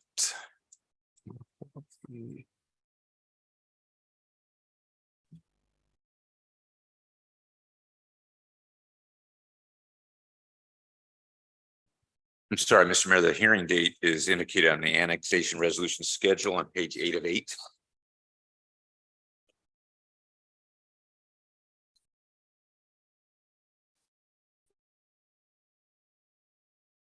This.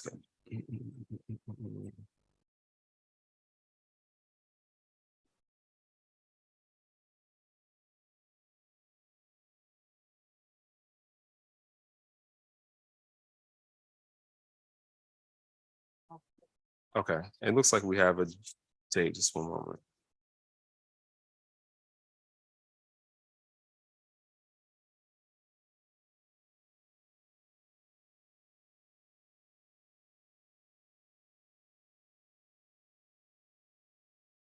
Okay, so I see that it becomes 45 days after final enactment. I see passed at a regular meeting on September 20th. Where's the hearing date? I'm on page 7, my apologies. Okay. Hearing will be August.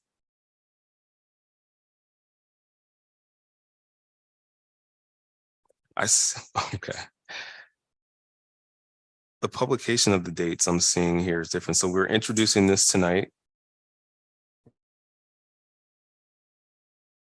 Mr. Mayor, if I may, sort of handling this portion of the annexation, if you're looking at page 8 of 8, I'm the on page 8 of annexation 8. resolution schedule, it'd be 1, 2, 3, 4. Number 5 down, public hearing date, not less than 15 days after the final publication of notices. September 20th. Yes, sir.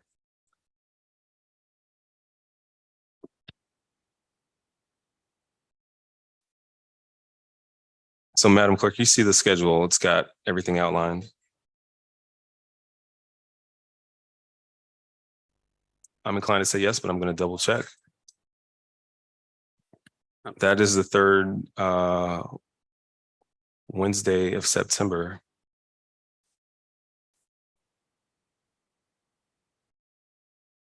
So yes, I do.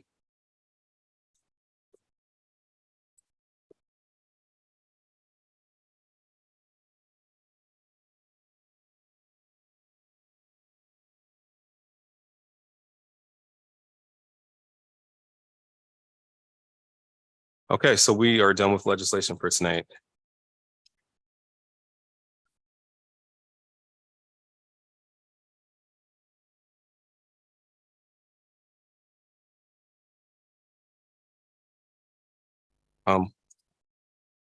Now we'll have mayor and council reports. And we will begin with Ward 1, Council President McDonald. Ward reports. Good evening. Sadly to say, we did not have our youth bike ride on last Saturday because of the weather and because of security. So we have already scheduled our next youth back to school ride will be August the 20th. And we're still having our adult ride on July the 30th. This is all in support of Healthy Heights. And do I have anything else? Nothing else. Thank you. Thank you, Council President McDonald. Next, we'll have Ward 2. Councilmember Brownson, Nothing to report. Councilmember Kennedy, Nothing at this point. next we'll have Ward 3. Good evening. I would like to share that Sadly, I went to the funeral of our Kuno. And I just want to say that it was done really beautiful. And I appreciate everyone that was involved. It was really beautiful. So thank you. Also, I would like to talk about the police department. How their summer camp has started. It started on July 12th. And if I can, just call up Officer Cleats to just talk about it a little bit. I would appreciate you guys hearing it. I'm sorry. Officer McCleave, good evening, sir.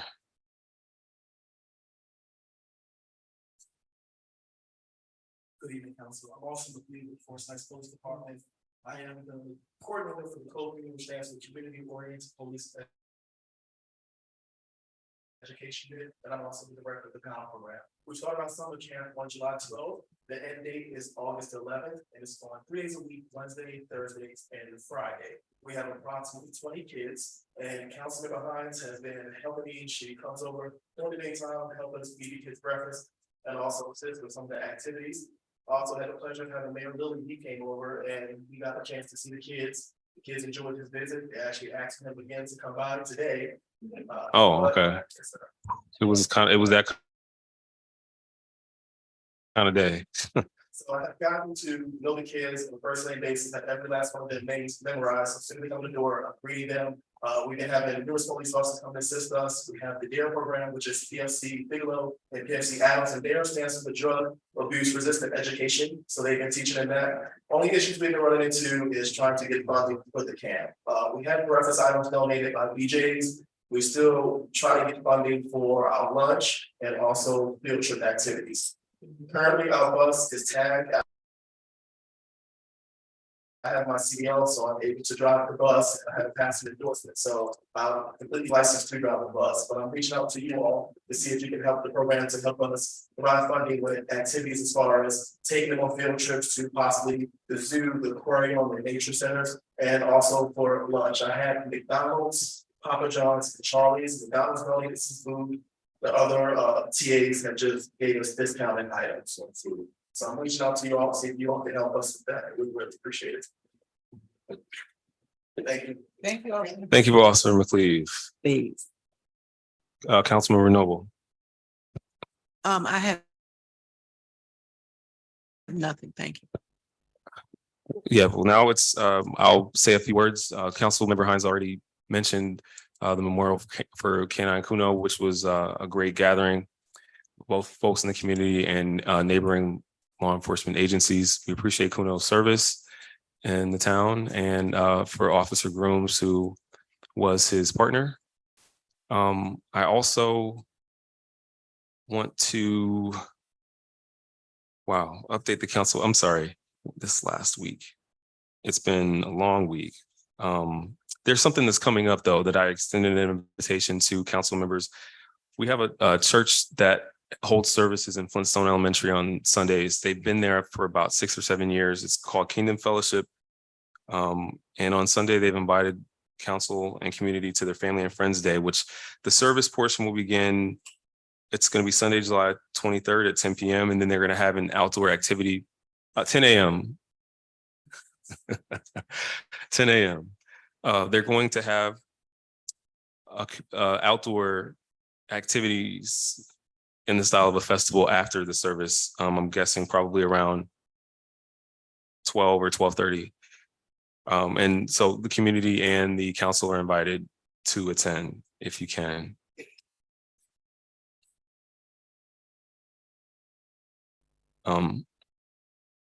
And I just lastly want to say that as the council, as a public body elected to do what's in the best interest of this town, and as the chief executive officer of this town, sometimes you have to make hard decisions. Every decision that you make is not one that maybe you don't feel 100% about it, but there's trade-offs with every single decision that's made. And as mayor of the town, the decisions I bring before the council and before the residents of this town are considered and they take into to consideration where we are and where we're trying to go. And so with that being said, I will do everything in my power to continue to lead us in the direction that we need to go. I ask for council support when it's reasonable to do so, to help us continuing to make progress. We don't always agree, but I just ask that my fellow council members consider the good of the town, and put that first. And with that, yes, sir.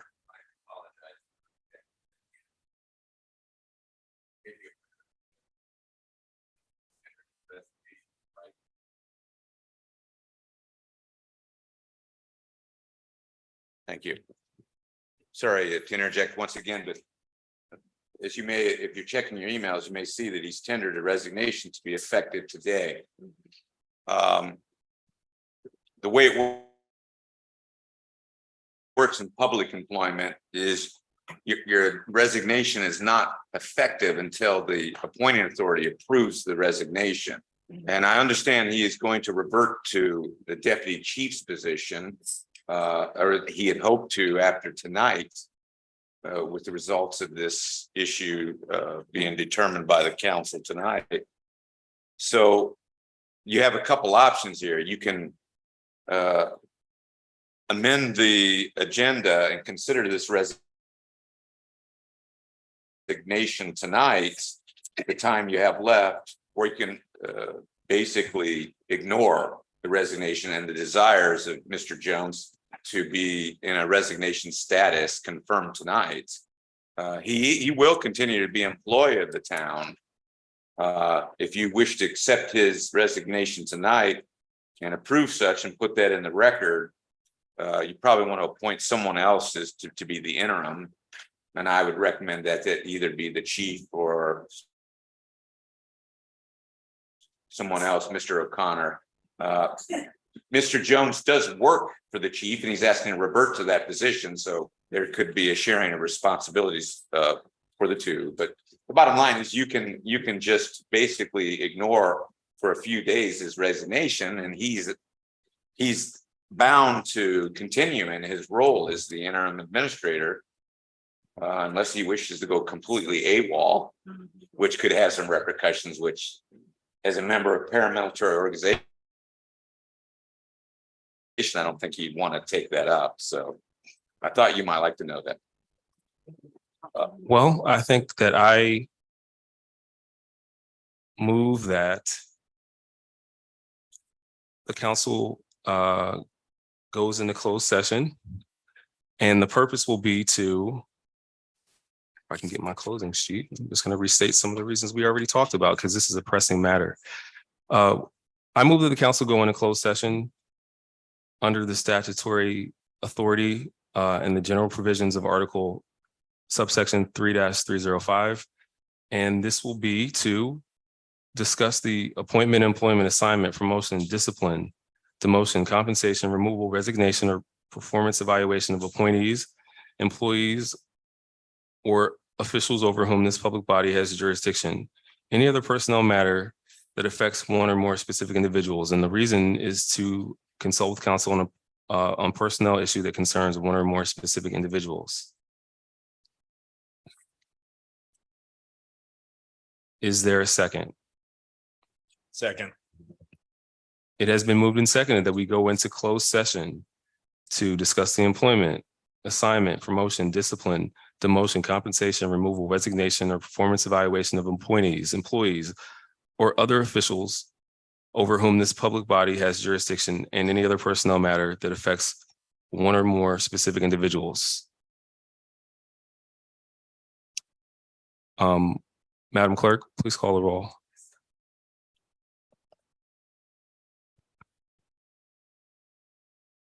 Councilmember Noble, Yes. Councilmember Hines, Yes. Councilmember Kennedy, Yes. Councilmember Browson, Yes. Council President McDonald. Yes. Mayor Lilly. Yes. Motion passed to go back into closed session. It is now. Ladies and gentlemen. What was that, Madam Clerk? I was gonna say the time, but it's The time is now 10:15. The council will be going into closed session. You're welcome to stay if you would like to. But at this time, we're going to ask everyone to clear the auditorium.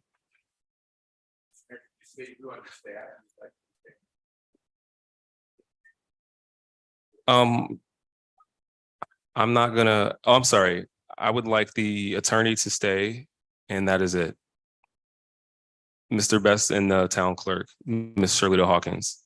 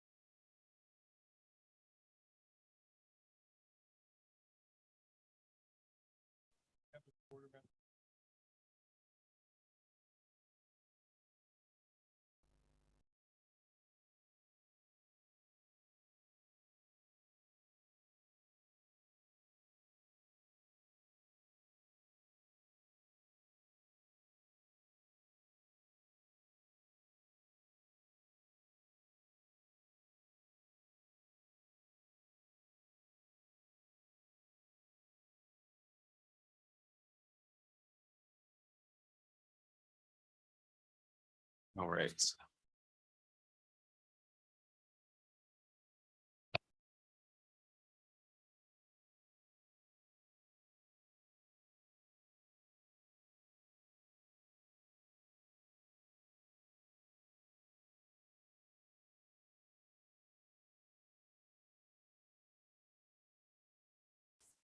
Now you have to- Okay.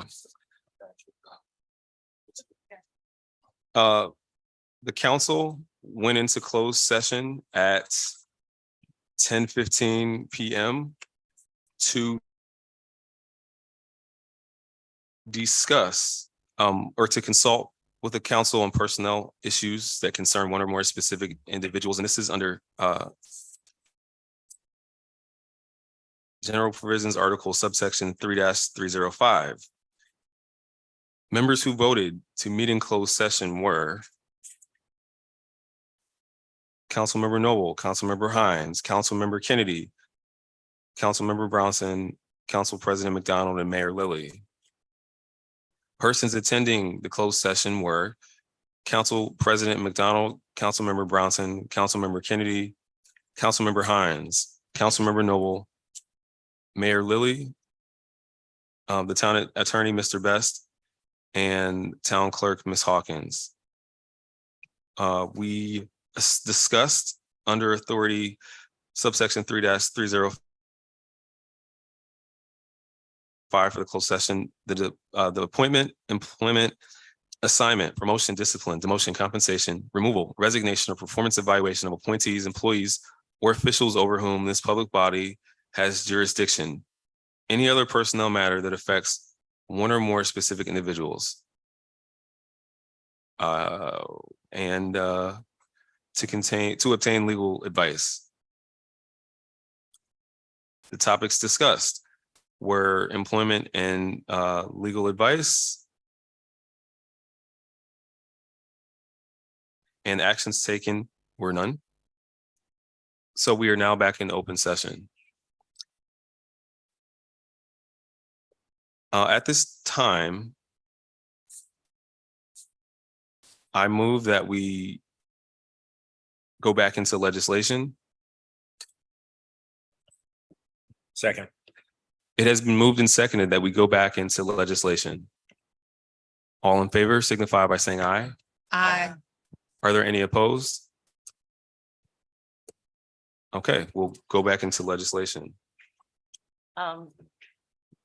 Councilmember Brownson, Yes, I would like to make a motion. is your microphone on, ma'am? Yes, Could you yes, pull it yes. close to your mouth, Mhm. please? I would like to make a motion to reconsider legislation 6723.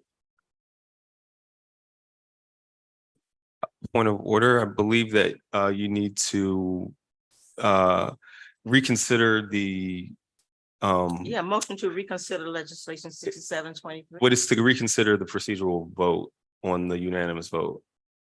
I'm sorry. It's to reconsider the council's vote on waiving the education requirement.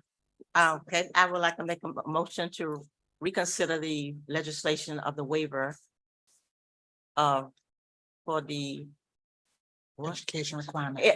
but I would like to make, excuse me, Mhm. I would like to make a motion to reconsider the waiver for education requirement for the town administrator. It's been motioned and seconded. You can't I'll hear second me. it. You can't hear me. Who can you not hear, Ms. White?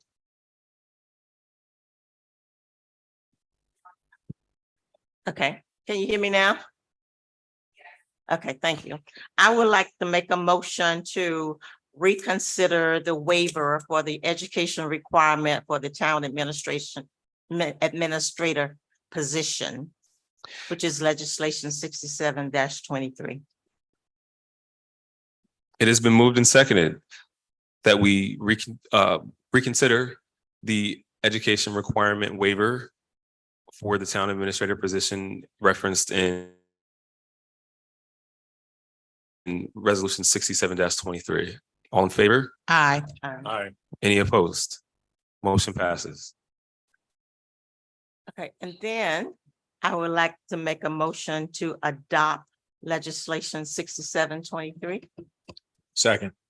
It has been moved and seconded that we adopt resolution 67-23. Madam Clerk, please call the roll. Kennedy. Councilmember Kennedy seconded. Yes. Yes. Yes. Yes. Yes.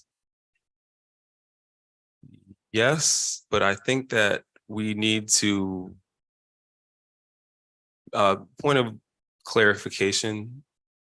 Do we need to vote on the procedural motion to waive the education requirement before adopting the resolution? Yes, Mr. Mayor, you do the waiver first, and Yeah. then you do the basic motion. I thought you did that. I thought we did. Council Robinson made a motion. No, did we didn't do, we did an all, I thought that was, Right, you didn't do a roll call vote. You no, we did- didn't do a roll call vote. But you can simply put in the record what the vote was Okay, and just move on. yes. Madam Clerk, yes. As my vote, yes.